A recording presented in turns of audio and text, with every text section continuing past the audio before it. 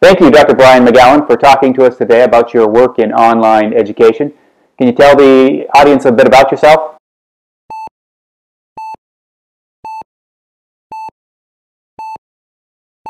Sure. Thanks for having me, Chris. I'm trained at Temple School of Medicine, and where I was a physiologist by training, PhD, and spent about 10 years teaching at the medical school, teaching at some of the local area universities in the Philadelphia area.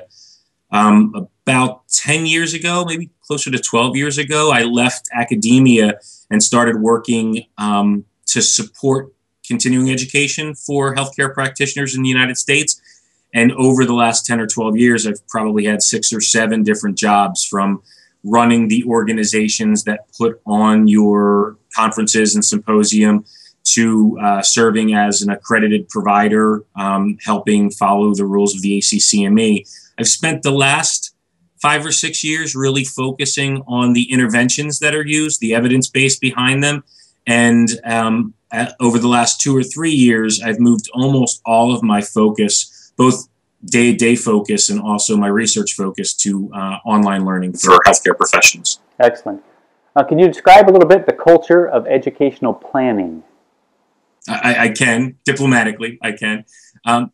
So again, most of my focus is in continuing education, but most of what I'll describe, I think, is generally portable, transferable between different areas of clinician training. So in continuing education, more often than not, the learners are not considered students. They're considered either employees or colleagues. So the planning process begins with a slightly different feel to it. It's more about trying to understand the clinical problems that you're facing in your institution or within your practice. So what we refer to in educational design is the backward planning process. So almost every good educational initiative that you or those listening may have participated in began 6 months, 8 months, or even 12 months earlier with some kind of root cause analysis. So there's some outcomes data that is less than what the powers that be want it to be, or there's some performance issues that you're trying to deal with, or increasingly there's a self-assessment that you as a learner may have done, identifying a certain weakness in your knowledge base or in the areas of competency that you apply in practice. So we start with that difference between what is and what could be. That's the kind of the root of the backward planning process. And from there, it's a diagnostic process, not unlike the critical decision making that you would have on the ward as you're trying to go through diagnosis. So there may be a dozen different reasons why something's not working in practice or why someone's performance is suffering. So good adult educational planning is trying to root through all of the different potential reasons, variables in the performance paradigm, to figure out what are the ones that are most easily leveraged for improvement. So what we don't want the process to be is we think the clinicians are overutilizing antibiotics, therefore we're going to put on an education program. What we find is if that's the extent of the linkage, then there's a good chance that the clinician is going to be sitting in a grand round session someplace, wasting an hour a week, because education isn't necessarily what they needed. Interesting. So are adult learners fundamentally different from children? It depends what decade you read the literature in. So, and it also depends how you want to define fundamentally. The general belief amongst the learning theorists is that adult learning is a continuum, an element of the phase in the continuum of learning, so that there really isn't a line that can be drawn in the sand between adolescent learning behaviors and adult learning behaviors. The flip side is if it's a continuum, the phase of adult learning is so different than the phase of child or adolescent learning that there are some pretty clear lines you can draw. For instance, an adult learner fundamentally walks into an educational activity or logs into an educational activity with decades of experience. and very early on in the process, they're going to believe what they're hearing, and they're going to become a susceptible learner, open to the new opportunities, and trusting that the educator has developed something that fits their schema, or their schema is going to crash. And the educator is going to say something that they know is fundamentally not true in their practice or in their location.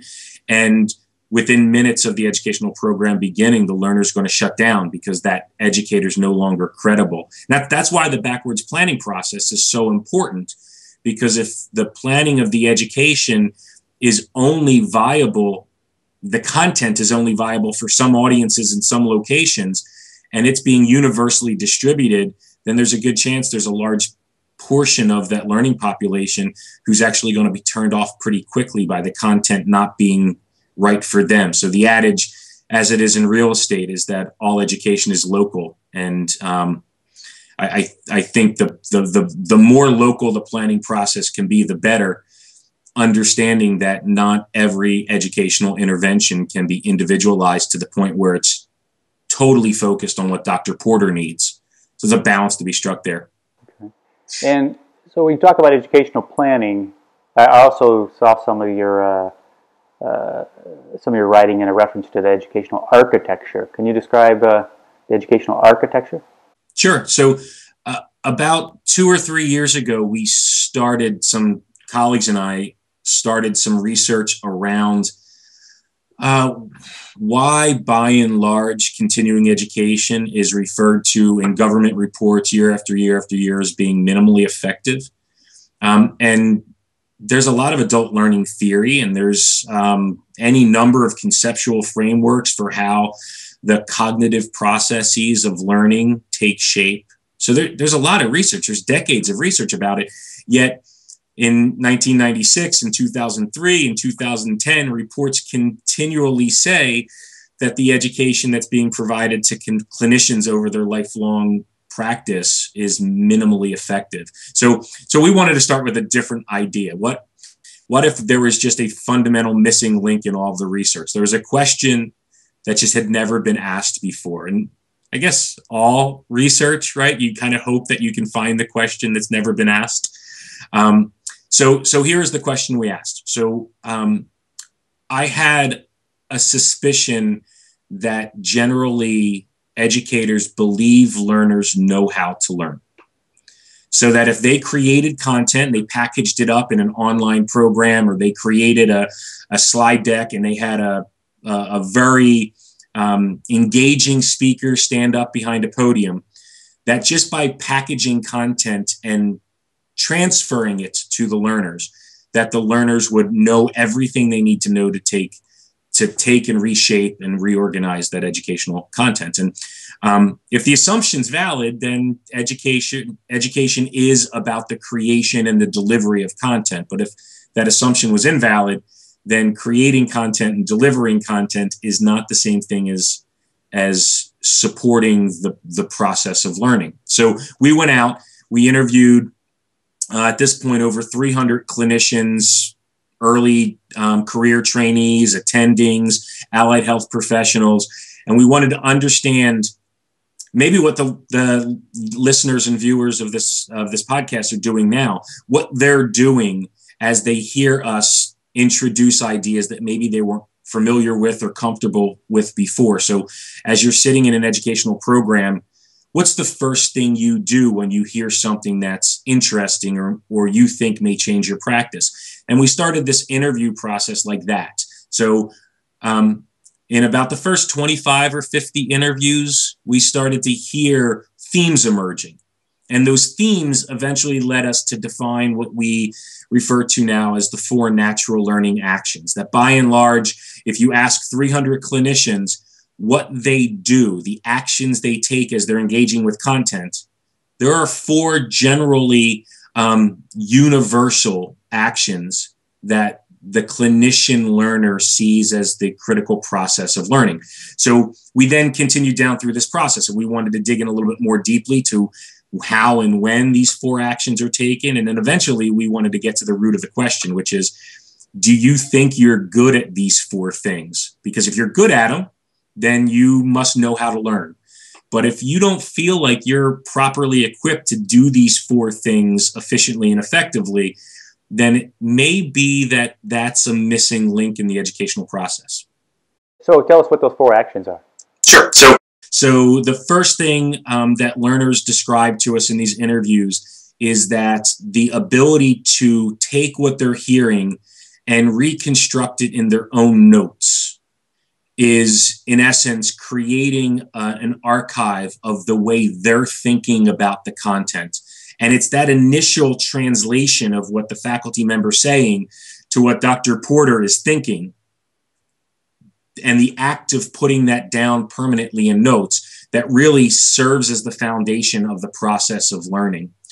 But it's not enough, because what learners, by and large, describe to us is that even when they take notes, and they may take notes in Post-it notes, they may take notes on a spiral-bound notebook or an Evernote or OneNote or on the desktop calendar. We literally heard hundreds of approaches that these interviewees described to us about how they take notes. But the second learning action was that the notes they take they're not persistent unless the learner has some reason to go back and look at them, to re-expose themselves to that content, to reflect on what they wrote down. And that process, the reflection and the re-exposure process, is almost entirely dependent upon external triggers. So what we saw that as is the learners described that the notes are only as important as the reminder system that marries the notes to their awareness in the days and weeks and even months afterwards. And if we had the time, we could describe how often that reminder system breaks down. But you can probably flip over 5 pages back in your notebook right now and see a note that you took last week and think to yourself, I had not thought about that in over a week. And you can probably flip back to 2 notebooks ago. Maybe it's sitting on your desk behind you. And there's probably notes that you haven't thought about in 3 months. And you said, I was supposed to take action.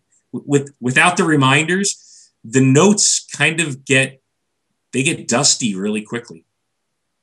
So that's action number 1. And 2, taking notes and then setting the reminder so they can reflect on those notes. The third action is that as you're engaging in some formal learning environment, whether it's a plenary session or it's a classroom or it's an online learning environment, quite frequently, more frequently than I think you'll immediately appreciate, a learner will begin to formulate new questions. Something that was described, they understand, but they don't quite understand it fully to know where the faculty member's going with it or to connect it to what the faculty member said 5 or 10 minutes ago. And the learner, and this is a classic Malcolm Knowlesian adult learning principle, the learner immediately becomes self-directed. The question that they have percolating in their mind is more important than the words that are now coming out of the faculty member's mouth. And you become distracted. Do I want to go answer this question, or do I want to listen to what the faculty member is saying? So the third learning action is what we refer to as search. That there are times during the educational activity where the learner is driven by the level of curiosity to leave the learning experience for a split second, for minutes maybe, and go someplace else to answer that question. And that could be opening up their smartphone, going to Google, going to Wikipedia, and searching for new information. And here's the interesting thing about that. It's like driving down the road texting. You end up a couple hundred yards down the road and you don't know how you got there. So now you're searching for these answers to these new questions that are so critical that you're no longer paying attention to the faculty member. And then the faculty member says something that you no longer understand because you haven't been paying attention for 2 or 3 minutes, which leads us to the fourth learning action, which is when learners are taking notes in a myriad of ways, and they're trying to set reminders because they know they just don't have the discipline to go back and look at their notes frequently enough that they're actually going to create long-term memory. And when they're searching for answers to questions that are critical to their practice, they're constantly on the lookout for cues or triggers from the faculty member or from the other learners sitting in their aisle at the plenary session, some kind of trigger that says, oh, Brian, you better start paying attention again because you're missing important things. So you sit there in a plenary session and you realize in your peripheral vision, 5 different people all started taking notes at the same time. Or a faculty member raps his knuckles or her knuckles on the podium and says, this is the most important thing I'm going to teach you. Those triggers may be the most critical of the 4 learning actions. But from this research, we identified these 4 things. And almost universally, when I give these talks, there's a lot of head nodding going on. People say, oh, I was taking notes right then, or yeah, I just looked at my notebook before you sat down and I totally forgot about something I was supposed to do a month ago because I didn't have a reminder. Yes, you're identifying some familiar scenarios that we all know. Blinding flashes of the obvious seems to be the overwhelming response to it. And so here's what's really interesting about it, though, is that last part of the research where we started to ask the folks we were interviewing, how successful do you think you are at these 4 things? So if you acknowledge that these 4 things may be the 4 most critical elements of the learning experience, right there with, was the faculty member engaging or was the subject matter interesting to me? Even if the faculty member is engaging and the subject matter is interesting to me, if I don't do these 4 things, I won't learn. If it's that critical of a dogma in the learning process, I'd like to believe that the learners found themselves well skilled in these 4 actions, and they're not. The learners acknowledge themselves that the notes they take, well, they're really hit or miss. They don't really have a process to their note taking. There's not a structure to their notes. In one setting, they'll take a note one way. In a different setting, they'll take a note a different way. With reminders, they'll go to their calendar or they'll write on the inside of their palm if it's really important, or they'll send themselves an email.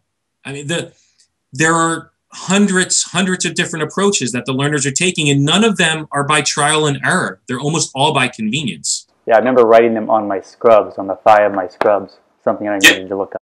And then a week later, someone else would have those scrubs, and they're trying to figure out whose blood pressure is 240 over 110. Right. And the chances of you wearing that same pair of scrubs a week later is pretty slim. So you raise a great point. The best, and this actually I think gets us to where we're going in the conversation, is the best approaches. If we were to take piecemeal the best approaches that the learners described for us and how they take these actions, what they're ultimately left with is notes that are totally disconnected from what the faculty member was saying. So the faculty member described something, or they had a hallway conversation and they were on 4 East and it was 12:30 at night, and they've got a note on the back of a business card or on the back of their prescription pads. There's no wait for that note to clue them back into the exact moment when that note was taken. We have a very disconnected system. Even the notes that you took in your notebooks, all through medical training, or the different versions of origami you would use as study aids, those tools for studying don't actually connect back to the moment that the faculty member said, this is the most important thing I want to share with you. And that's really where I think the digital or the e-learning space can fundamentally change this process. And that's what I refer to as the learning architecture. When you acknowledge these learning actions are critical to the experience, then it almost becomes obvious that there should be some kind of architecture or scaffold around content. So when the learner is engaging with the content, they don't have this disparate learning process. The process of learning is perfectly married to the learning environment. That's what the company I eventually founded, that's the process, that's in essence the research that we originally did. That's the solutions we're now building is around this architecture. But it's not just my company. I consult with organizations, with UVA, for example, to try to get them to rethink in the live meeting situation, as the faculty members saying something from the podium, what is it that you're doing for the learner sitting in that room to give them an easy way to take notes, to set reminders, whether it's carbon copy paper or whether it's 3-up slides with those lines over to the side. I'm trying to help those in education acknowledge their obligation that any content they build is never going to be as impactful as we need it to be unless they simultaneously present or build the architecture around that content. Mm-hmm. And at a couple times you referred to we when talking about some of these findings and things you've learned. You're talking about when you were researching, or are you talking about some of the work you're doing now with Archimedics? Right. So some of it, the interview process started about a year before this company, Archimedics, which is an e-learning company based in Charlottesville, right around the corner from you. Some of that started right as Archimedics was being conceived. It was literally just a blue marker on a dry erase board. But a lot of it started even before that. I had the opportunity to serve as the founding chairperson for a national education technology committee with a large stakeholder group called the Alliance for Continuing Education in the Health Professions. And so some of the ideas started there. What is working in technology-infused education, and what's actually just being presented as traditional forms of education now being rendered through a technological or digital interface. And I saw a disconnect between, it's great that you can create a video and instead of being a videotape, it's now an MP4 file, but that's not actually advancing the educational paradigm using technology. That's just creating video through a different media form. Yeah, and so the content is the same, the presentation's the same. It doesn't engage in a different way. Right. We know so much about what great classroom style or live learning looks like. It's much more engaging. It can be more individualized. It can be a lot more, there's a lot more feedback, and you can drive more reflection simply by the back-to-back that you have with learners. Yet there are groups who are taking a screenshot of the faculty talking or capturing the faculty's face while he's providing an unbelievably interactive workshop environment, and then they take that video and they plug it up online and they call it e-learning. Here's a great example. So if I were to describe to you the research that I did 3 years ago that was published in the Journal for Medical Informatics Research around how clinicians learn, and I'm describing that to you through this video call, it would seem to me that it would be very beneficial to you if at the same exact moment I mentioned the 2012 article in the Journal of Medical Informatics Research, right here next to me on the screen, there was a link to the Journal for Medical Informatics Research. So if you're interested, go learn more. We don't do that in e-learning. We end up with a little reference over here in the bottom of the slide that says J. Meir, volume 112, page 81, as if the learner has the time to go track down this information afterwards. They don't. They've given themselves to you for a half an hour or for an hour to learn from you or with you. It seems like it should be the educator's responsibility to make that as effective or as efficient a half an hour as they can, and not hand them a bibliography and say, okay, go afterwards when you're sitting at your kid's soccer game, go look all this stuff up and it'll make sense to you then. Yeah, just thinking about YouTube, entertainers use that all the time to get people to explore other content. And yeah, a good educator should be doing the same thing with YouTube-based content. I love that. In fact, I've worked with a few groups. I have a YouTube playlist where I teach educators how to use different forms of technology to support their own professional development. So I've got a 5-minute video on how to use Google Alerts, and I've got a 5-minute video on how to use PubMed or how to use Twitter to create a personal learning network. And that's great. It's there. They're all simple videos, and hundreds of people have viewed them and downloaded them. But there's no data there. As the educator who created the video series, I don't know who those learners are. I don't know which videos they liked more. There's some Google Analytics I can play with, but the architecture idea has this really interesting collateral benefit. which is if I can build an architecture around content, world-class content, and in that architecture, you can take notes and you can search through related layers of resources and you can ask questions, then I can measure all of that because it's happening inside the environment. I now, in essence, the learning architecture model, the natural learning actions model, begets an entirely new learning analytic, a qualitative analytic that allows us as medical education researchers to no longer measure the effect of an educational program based on a pre-test, post-test, multiple choice methodology, but I can now measure the impact of education based on how many notes the learners took and what those notes were and how many reminders the learners took and which areas of the content did they take a note on, which areas of the content did they want to be reminded about. It seems to me, instead of asking, Chris, what did you think was important about my lecture? Well, you're probably going to have a little bit of a concern for my feelings, and you might not answer the question totally truthfully, or you may just skip through the question because we came to learn. We didn't come to take a questionnaire. Or you're going to be compelled to summarize what the presenter's main point was. You're going to be compelled to say to the presenter what you think she wants you to say, right? But if I can watch from afar, appropriately and securely, if I can watch the way you learned, I'm going to learn much more about what you thought was engaging, what you thought was confusing, than I could ever do using a simple linear quantitative methodology where I ask you whether you learned what I wanted to teach you. Yeah, and you're going to identify knowledge gaps that maybe the presenters didn't see interesting.